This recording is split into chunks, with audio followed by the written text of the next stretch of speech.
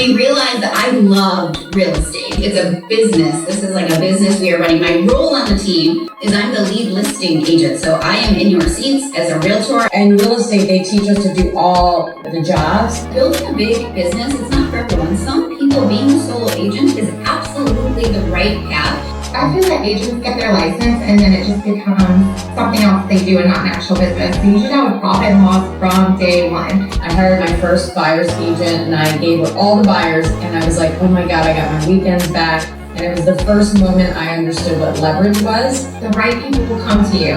That's how we've made our investors.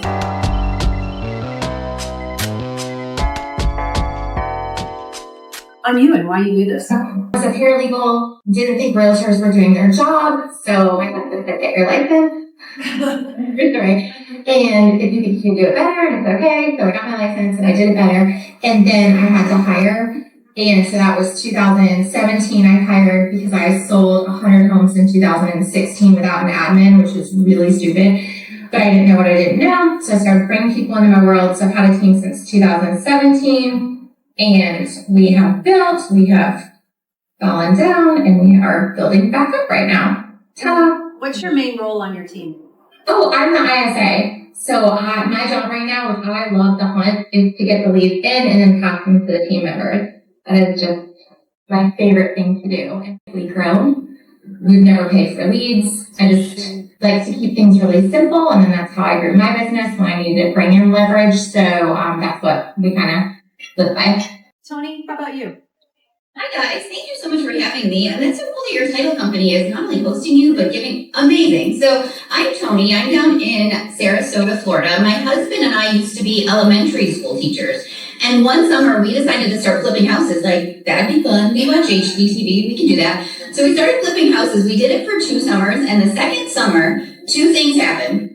We realized that I loved real estate. I loved my 4th graders and I loved real estate. And we hired a realtor to sell our house. And no joke, she spelled realty wrong at the top of her contract. And in my head, I'm like, if Tina can do it, maybe I can do this. So 17 years ago, I got into real estate in North Carolina. I was in Jacksonville, North Carolina. And it was me and my husband. We each had like an assistant. We each did our own thing. And I had 6 first years in real estate. I did the same thing for 6 straight years and couldn't figure this thing out. Then we moved down to Sarasota for a whole bunch of reasons, and that was 13 years ago. And that's when we started our real estate team. And right now we have 18 agents on the team. I think we're a 30-person team. And we do everything the exact opposite of Stacey. Stacey, I kind of wish we would have went your route, which was organic. We've got a huge overhead. It's a business. This is like a business we are running. My role on the team is I'm the lead listing agent. So I am in your seats as a realtor. I had 2 listing appointments yesterday. I have 2 more today. So I list and sell properties. Awesome. And I see Tina is with us. Hi, Tina. Welcome. Hi, Ellie. I was in this weird place, but I'm here. I could see Toni. I couldn't see anybody else. That's funny.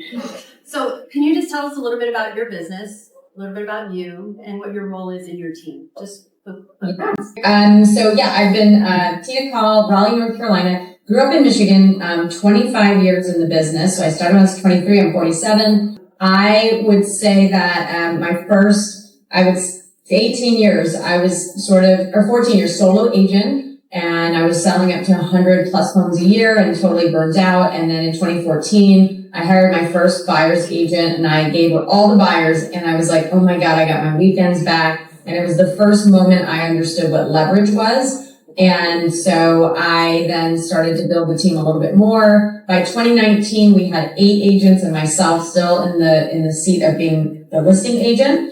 And then by 2022, we had 20 agents on the team, and I knew it would take about 20 agents to replace my production. And so I stayed in that top producer seat until I had the 20 agents. Shifted over to now operations and leadership and being the true CEO of the business and not being in the business day-to-day boots on the ground, but more in the weeds on the back end. So like Toni, big overhead staff. We have 45 agents and we have 12 staff, and they will sell about 750 homes this year. So that's me. Excellent. So you guys do it all a little bit different. You're all in a little bit different stages. What were the pain points or patterns that you saw in your businesses that made you want to go from doing 100 units on your own to having a team or finding leverage? Yeah. Is that me? Yeah. I think it was when I had like 8-day work weeks, and I was crying on vacation, just kind of like, I can't keep the pieces together anymore. I'm constantly on the phone. It actually got between my relationship with my husband. I mean, we've been together since we were 16, but he would say, "You're always on the phone, you're always on the phone." And my son would slap the phone out of my hand. And I knew that it was time to figure something out because I was the restaurant owner, the chef, the server, the dishwasher. In real estate, they teach us to do all the jobs. And so it was a risk to my health, I think, moving forward. And what changed was, finding that leverage. And I stopped being the hero and trying to do everything in the bottleneck of the business and started to build systems and hiring to my weaknesses. And then my first big hire gave me the time back, and that's where I got my life back. How about you, Toni? Yeah, exact same. And I will say, guys, like building a big business, it's not for everyone. Some people, being a solo agent is absolutely the right path. Tina, I was in your exact same shoes. I was working 96 hours a day, and it was too much for everyone. I will say so my path is your path. The biggest mistake we made in the beginning when we were hiring people is I'm a high I for the disc profile. I like people to like me. Yeah. I was hiring people that were like me because I want to be friends and I want to like each other. What I realized after our first 2 hires is that is the wrong person to hire because I'm not good at details. I don't dot my I's or cross my T's. That's what one of your first administrative roles needs to do. And so we found really early on, you've got to hire people, not necessarily that you have to like them, of course, but not like people you're going to be friends with, but people that are the right fit for that role. So the mistake we made early on is hiring people that needed a job and we liked, and not figuring out if they could thrive in that role. So that's something we focus heavily on, is doing our best to make sure people can thrive in the role that they're on in our team. I love that. Thank you. Stacey, what about you? Same. I got fired by 2 sellers when I was at dinner in Mexico with my husband. Nice. And I kept looking at my phone, and I left him at the table to go outside and get yelled at. And I just thought, okay, something has to change. But just to backtrack, I don't want to assume where everyone's at in their business, but to get there, because to some people that sounds great. Like some people want to sell 100 homes a year and they want to know what needing leverage feels like. And that is just 20 contacts a day. And that sounds so silly, but nobody does the contacts. So I would just wake up, do 20 contacts a day. Even if they didn't respond back, I would still reach out to people. And then what happened is the business kept coming. And then every day I still do this. I wake up and I hit those contacts right away, and then it just starts building. So that then your new pain point isn't where the leads, it's where's the leverage. I love that line, Stacey. I gotta write that down. What It's not where the leads, it's where is the leverage when you make your contacts. I love that. Sending that to my team. right now? Yep. So I did want to point out, I heard something from all 3 of you. What you're going over today isn't just for people who want to build big teams or little teams. If you're an individual agent, there's a lot you can take away from this too, because you have a team, right? You have to manage yourself, you have to manage the title company and all those other people. So I think that was a good connection there. Can I say something real quick? I don't know how to raise my hand. You can say anything you want. Just interrupt. You're the star. Don't tell me that. So early on, as we were starting our team, one of the things that I felt the most guilty about that I had to get over real quick is I am Italian, so I innately should love to cook. I hate cooking. I am not good at it. There's 3 meals I can make. So very early on, as we were figuring out leverage, there's an arts culinary school in our town. So I had the brilliant idea. I emailed the culinary school and I'm like, do you have any culinary students that want to come over and cook dinner for my family? Because I hate it. And I would get home from work at 5 or 6 and then I'd make a terrible dinner that no one liked anyway. And then all the things. So I hired a chef, and that sounds so ridiculous and bougie, I know. But it was a culinary student that we paid $200 a week, and she loved it, and she was amazing. And she cooked for us for 3 years. Where it was really hard for me is I told my mom this, and she's like, "Tell Marie, that's ridiculous. You should be able to cook your own and do all the things, right?" So I had to get over very quickly my guilt about leverage, because now we have someone that cooks for us. I've got someone that helps keep the house clean. I have all those things. It took me years to get over the guilt of asking for help.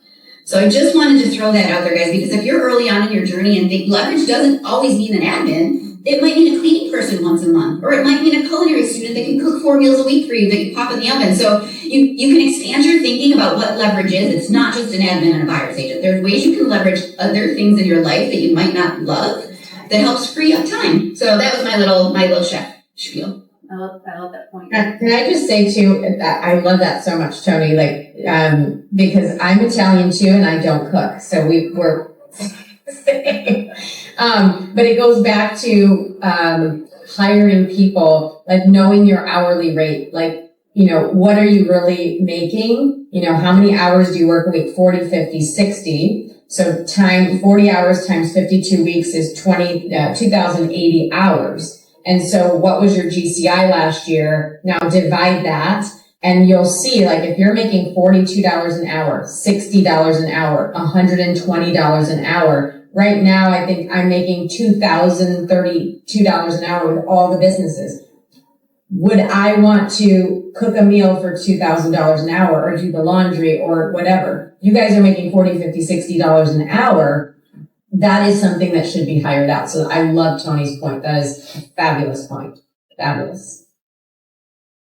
How do you guys fit into your agents and your leadership team?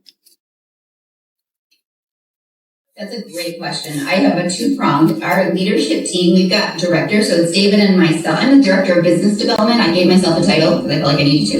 And then we have a director of operations, we have a director of marketing, and we have a director of sales. So a couple of things. Once a quarter, we just did it Wednesday, Thursday. We take them off-site. We grab a hotel. We do business planning. And then after we went to dinner and played mini golf and played games and so we get them off. I think that's really cool. We do a lot of little things. My director of sales wife, the baby had an earache yesterday, and so I sent her a coffee from Starbucks. So we do a lot of little things to show that we care. What I'm struggling with right now is showing my agents love, because we do it. We're taking them out on vote day on Friday. We've got 2 60 foot, but we do a lot of really fun team things. We're doing a cooking class with them in a month. So we do a lot of fun things. What I'm struggling with right now is our business has shifted so much. And it used to take 5 conversations to lead to something, and now it's taking 35. And so I'm struggling with that. I love you guys so much, but get your shit together and get your work done. So that's a good question. My directors, I feel like I got this. We're dialed in and taking care of them and loving them. My agents, I feel like need a little bit more accountability, directness from me, and I'm figuring that out. But we're going on yacht day next Friday. So Get your priorities straight. Cooking, yacht day. I'm just going to be super authentic with you guys because that's why I'm here. I am not great at that. It is not my specialty. I'm not lovey-dovey. I really don't like pouring Let me say, for me, love is leads.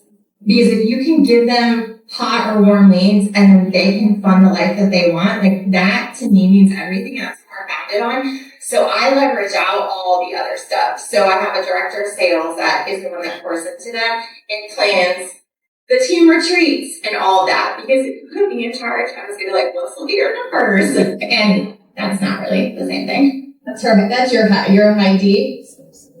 I know. I'm a higher D too. So, and I'm a high I though too. And I'm more Stacey in the day to day because I'm I suck as a manager. So I'm do your damn job. Just do your job. Call your leads. But I also have let's take them out and do field day, and really connect. So I think, I can't remember your original question. It was how do we pour into them? One of our big things is we're a self-development company that happens to sell real estate. We're constantly self-developing because I have agents that sell 60, 70 homes a year on my team.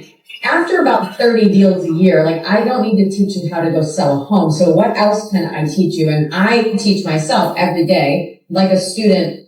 I want to learn how to meditate and to quiet my mind and to center and to enjoy life more. And, money is not everything because you can be an awful, person that's miserable and have money, or you can be broke and be so happy. So it's about truly mind, body, business at our company. We want them to have an 80% well-functioning mind and be in good spirits and understand how to self-reflect and really get over the challenges of just daily life and how to be a better parent, a better mother, a better brother. And then body, like how do we have a healthy body? Because if you don't have a healthy body, you may not, survive. And so that's really important. And then your business. So I've always been a B+ student. We're a B+ company is what we say. We're never going to be A+ because that's unrealistic. And we don't want to be C, we don't want to be average. We want to be a little bit above average and just constantly getting better every day. So I would say we bring in a lot of speakers that are self-development. John Maxwell is a big influence on our team.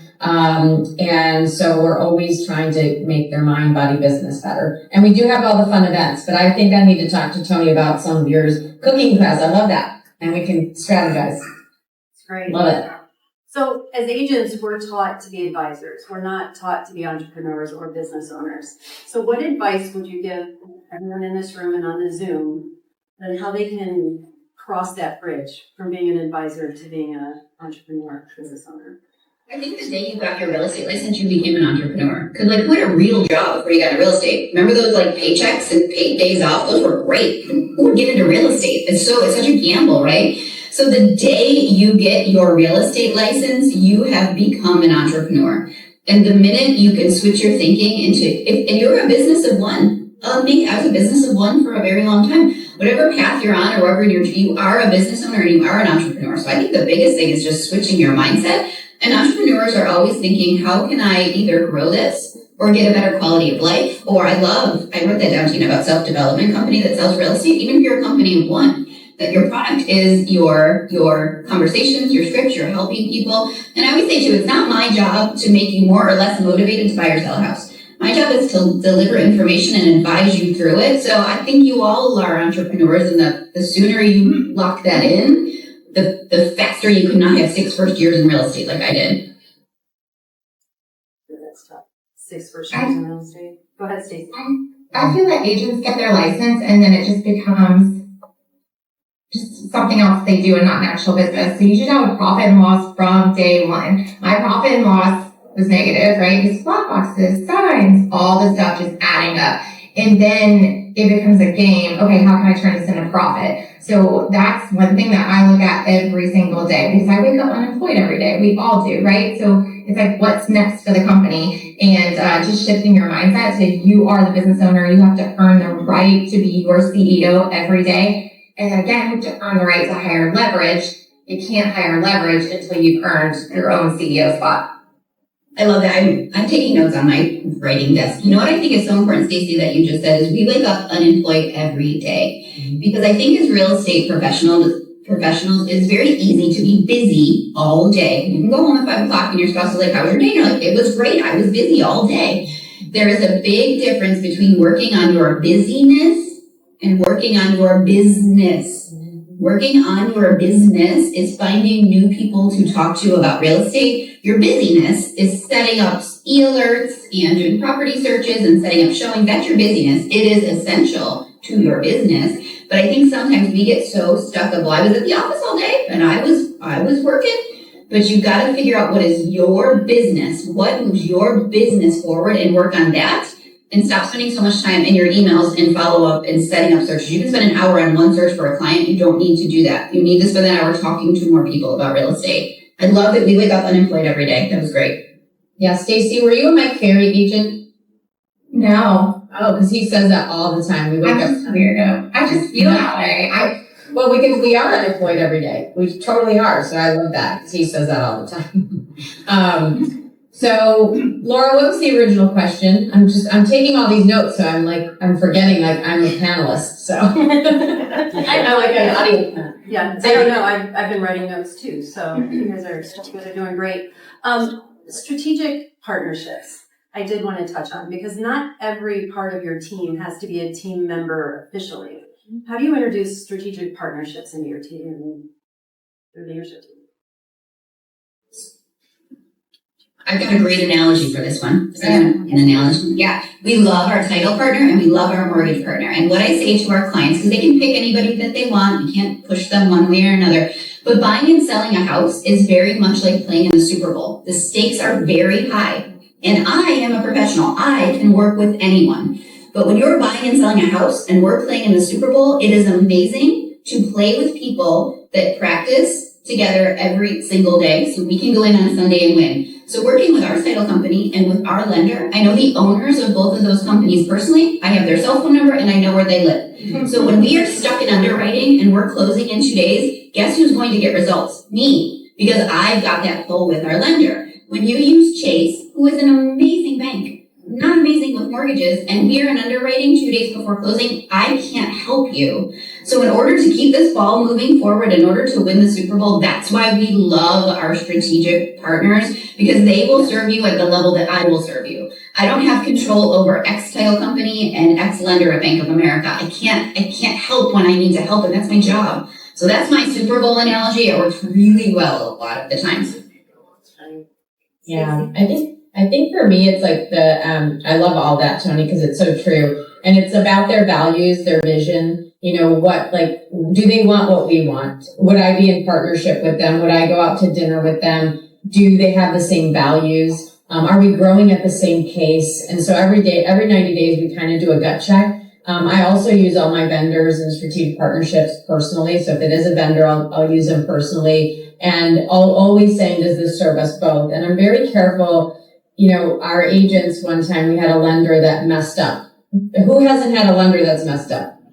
And so they're like, that lender messed up and that lender. And they jump from lender to lender if the lender messes up. And I asked him one day and I said, have you ever messed up a deal? Oh, the answer is yes, but you didn't get fired.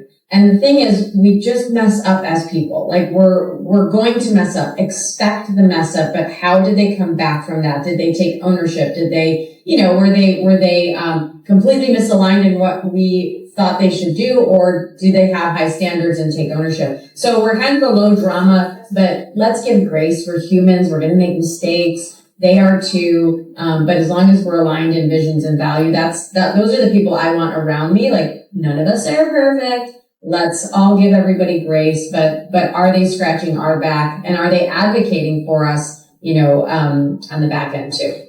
Did you say we're not in the room? Sorry. Did you say you analyze those every 90 days?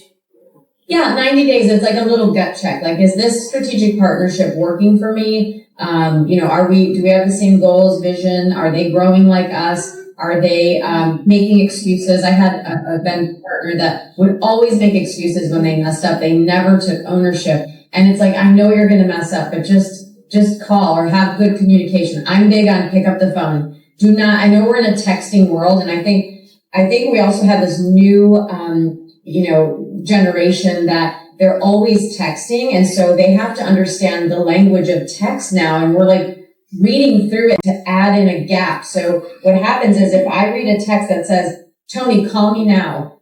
Toni's sitting there going, is she mad at me? Is she happy? So she's filling in the gap of that communication when I could have said, hey, Toni, I have a question about 123 Apple Lane's HVAC.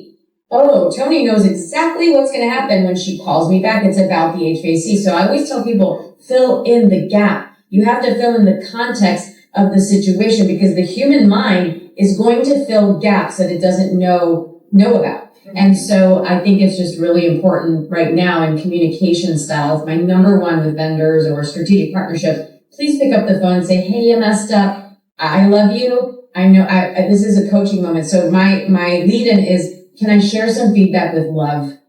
That's to every agent, to every vendor. That's to my leadership team. I have some feedback with love, and they know what's coming, but they know the intention is with love. I feel like that needs to be a t-shirt. Stacey? So I live by 1% better every day. Me, my business, my kids, like it's on their bathroom walls. I know they'll see it because they have to go in there. But anyways, so what happens when you work on 1% better every day is that your surroundings change because you're elevating as a person, as a business owner. And to Tina's point, you're going to have to reevaluate all of those relationships. We got a 1-star Google review yesterday, and I picked up the phone and said, hey, Summer, I thought you enjoyed working with Eleanor. She said, yes, but this law firm was awful. This is what I'm working through right now. They messed something up. And I was already ahead of it and said, I'm going to help you with that. And we've already moved on from that. They're not affiliated with us. That's a third-party vendor, and we've already implemented changes. So can you please change your review? And she did, thank goodness.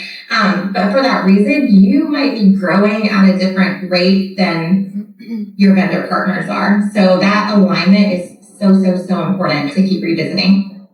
Can I say two things that struck me when both of you were talking? And Stacey, good job picking up the phone and calling that client, because the uncomfortable in some folks are like, God, I don't want conflict. So that's amazing. When I was in my 20s in real estate, I hired my first assistant, and I thought I was the coolest thing that I had an assistant, because that's fancy. So I would call her my assistant. Like, I would tell anyone that would listen that I had an assistant. But what happened, because that was me and my ego. But what happened is I would say to Tina, like my client, Tina, I'm going to have my assistant call you. I didn't know it, but what happened in Tina's brain is it went from, I was talking to Toni, and now I'm talking to an assistant. Like, I feel a little handed off. So everyone in our world is a partner. My VA in the Philippines and my field coordinator and my director of operations, we are all partners.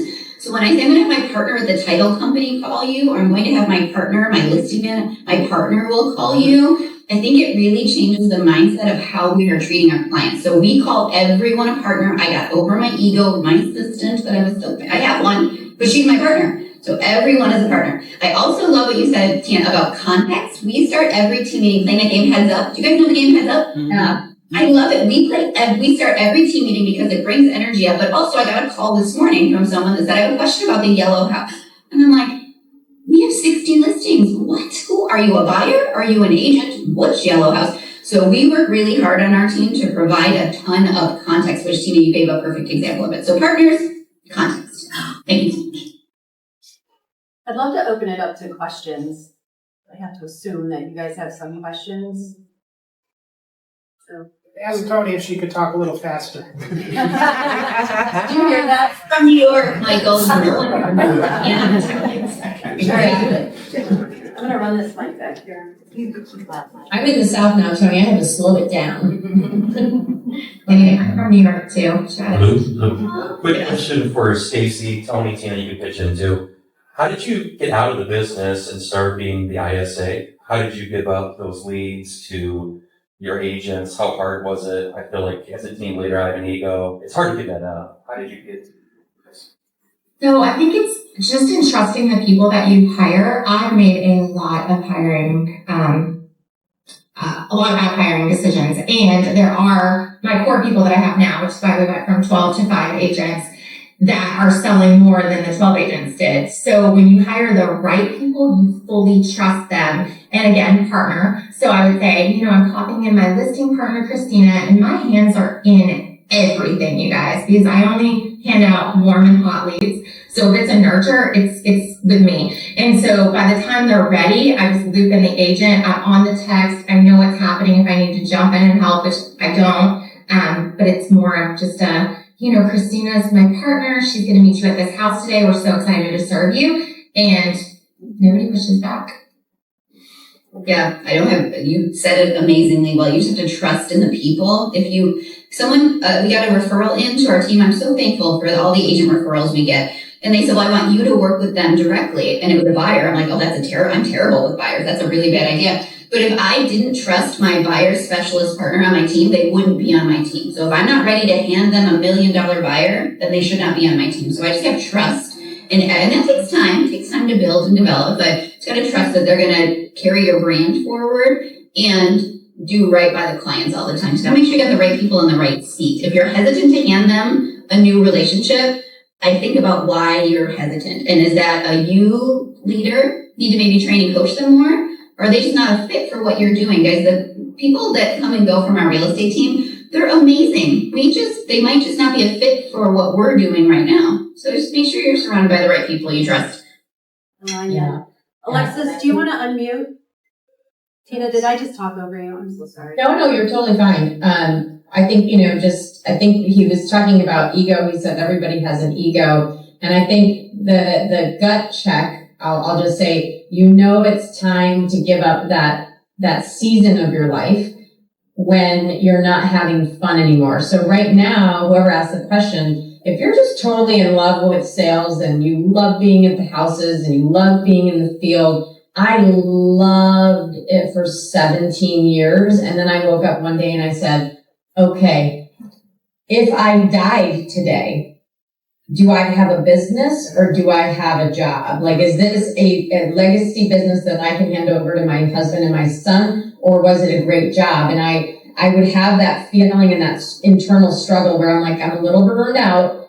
I do still love my job and I'm really good at it because I'm in empowerment mode now where I, can do this with my eyes closed.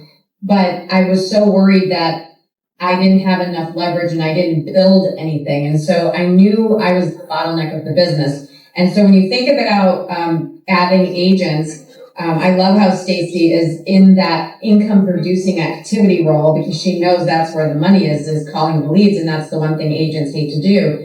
And so when I looked at it as a business, if I was making $1 million a year, which I was as a solo agent, netting $700,000, it would take me $700,000 in GCI or net income to replace me. So if an agent sells 16 homes a year on my team, that was, because I make $2,000 a transaction, I was netting about $33,000 per agent. So if I have 10 agents making 16 transactions, that's about, let's say, $300,000. If I have 20 agents, that's 600. So I needed 20 agents to do that. Now, passing the baton, gets easier and easier when you start to see that, oh my God, I'm buying back my time.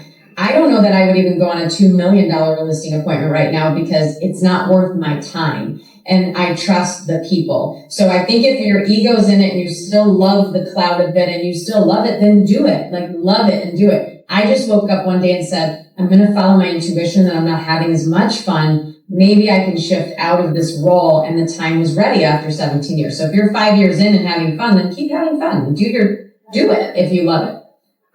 And for me, when I was out in the field, I was missing referral calls. I was missing everything. And so I still love the field, but I also need to feed my baby birds. So it doesn't serve my overall business model for me to be out there. I love it. I love that. Renee, what has been your greatest resource for your staff talent? So when you're hiring your staff, for our what? I'm so sorry. the staff that you have, what's been the resource in finding those right people for the right seats? You are only going to, how do I word this? You're only going to hire the people to the point that you're at. I know we already talked about this, but you are going to have turnover as you grow as a business owner because you're only going to attract who you are at that point in time. Does that make sense? And you have to make sure they're growing with you. So your first hire might be awful, and that's okay, but keep doing that 1% every day and then elevate who you're around. I think she wants to know where you're finding now. So my director of sales and my director of operations were agents on our team that didn't love being agents, but loved the job and aligned with our vision. So they both started out as buyers specialists on our team and worked their way up as our business grew and our org chart grew and seats opened up. They went right into it. So they were agents on the team. And Indeed is where we're finding a lot of agents. So we also sponsor a real estate school. So if you're looking to build agents, Indeed and sponsoring a real estate school, I'll share with you our playbook how to do that. That's been big for us.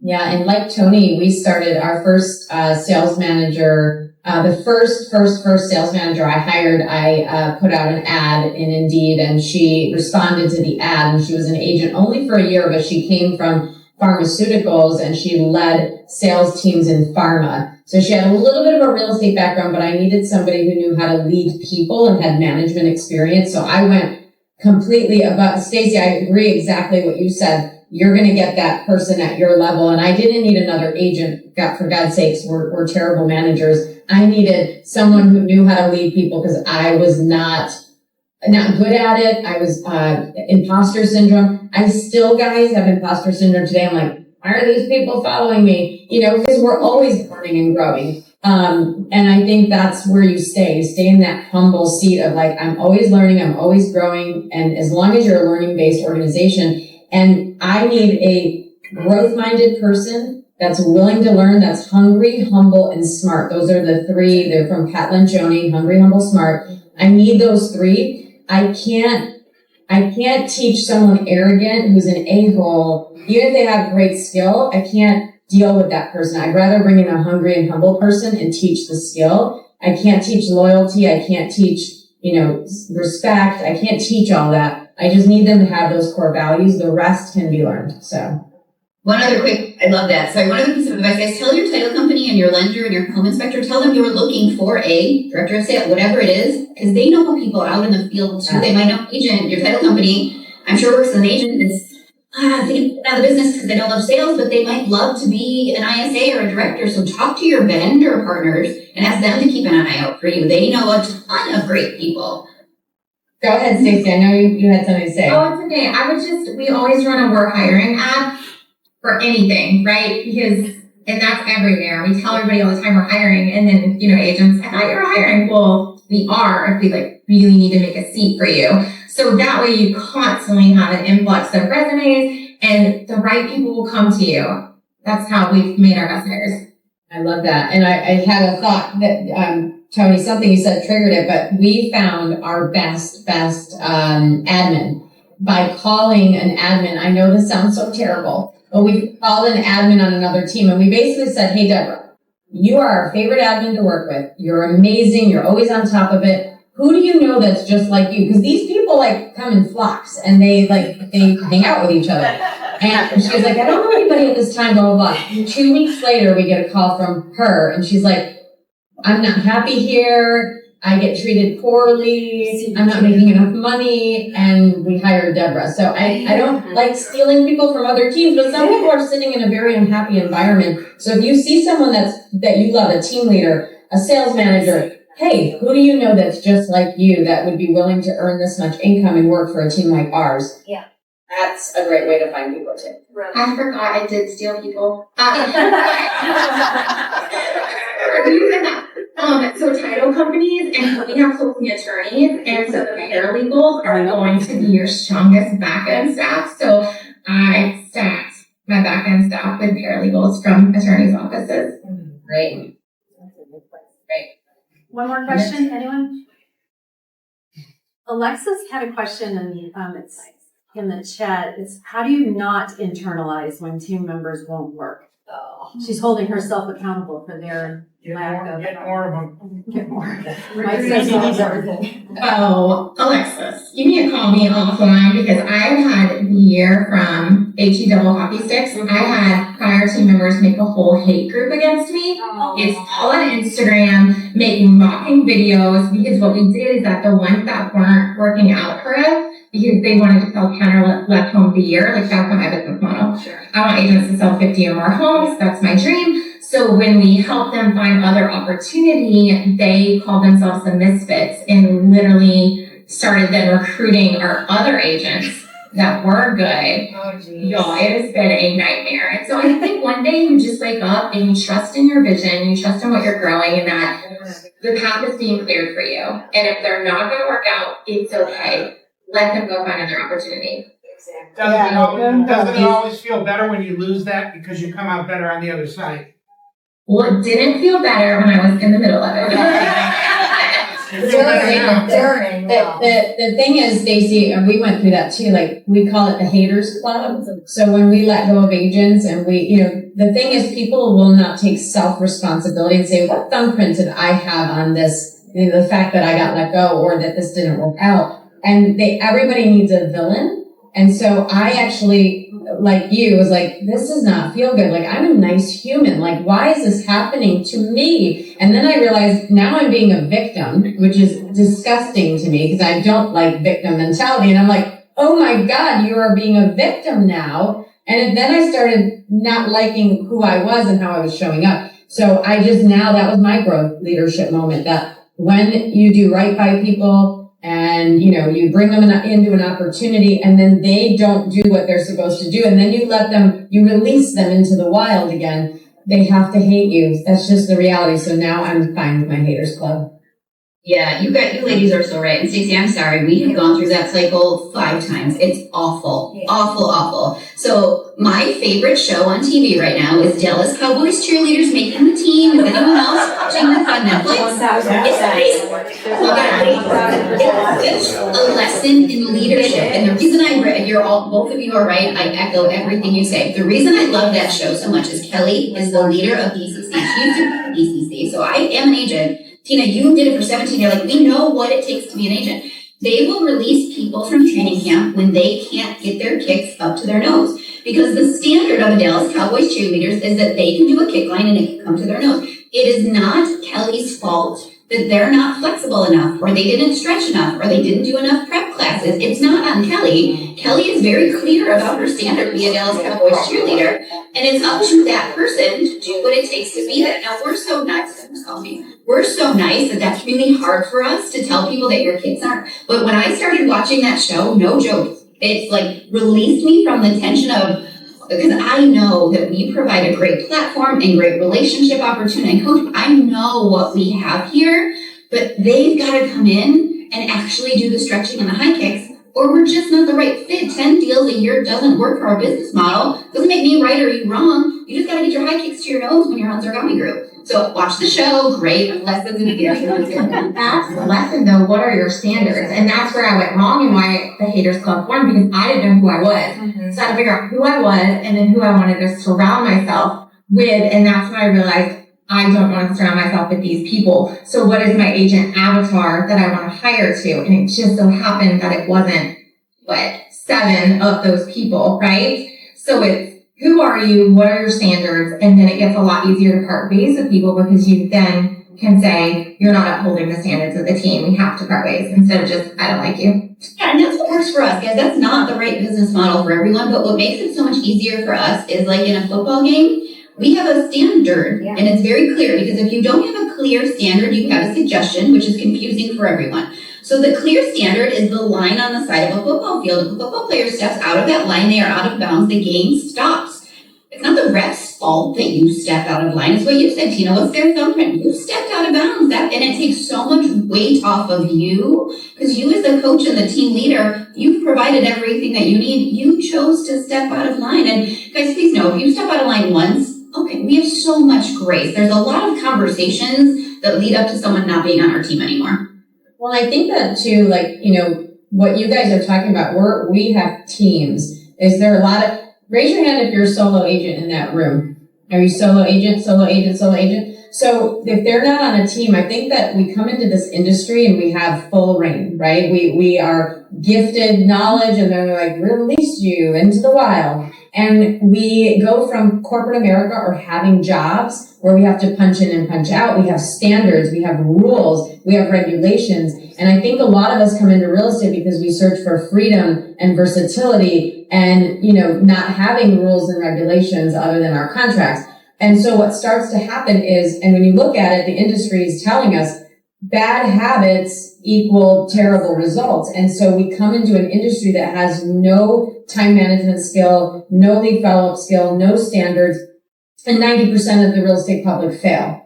And not only do they fail, the other 10% that make it are selling 2 to 3 homes a year. 2 to 3 homes a year. So most real estate agents are broke. That's the reality. And when you look at the glamorization of real estate in general, and you see the Toni or the Sirhants and all the production, it looks so glamorous. And then you see a Toni pull up or a Stacey, and you got a nice car and you got a nice house, and they're like, my God, I'm going to be a real estate agent, but they don't see Toni's 20 years of sacrifice to get there. And so I think that what I believe, my belief is this, because you're talking to 3 team leaders.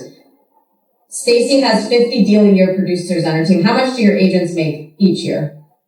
Hundreds of thousands. 200,000 a year. What's your best agent make, Toni? 350. My top agent makes 500,000 a year. They're on a team. They want standards. They want systems. They want accountability, love. They want tough love. They want to have the pressure. Where there's pressure, there's diamonds. And so that's what I think the industry is lacking. I believe that most agents should function on a team. They should have standards. They should have someone who can call them out on their shit. And I think that you're going to see a lot of success in the industry if people were to join teams, but they don't want to join teams because they don't want to give up their commission. Yet the average agent is making 20 grand a year.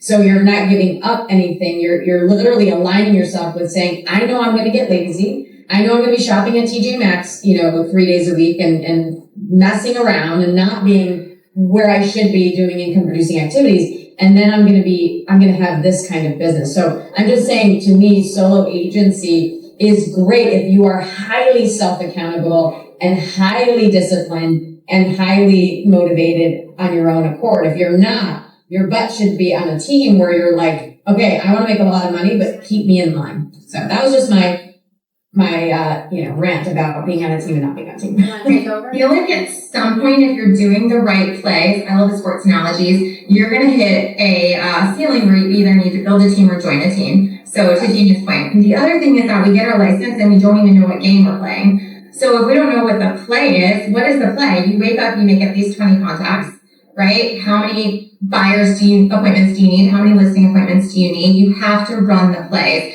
And then a lot of us as team leaders, I know we're saying, what if our people don't do what they're supposed to do? Well, what if they don't know the rules of the game? So it's on us to tell them how to win and how to play.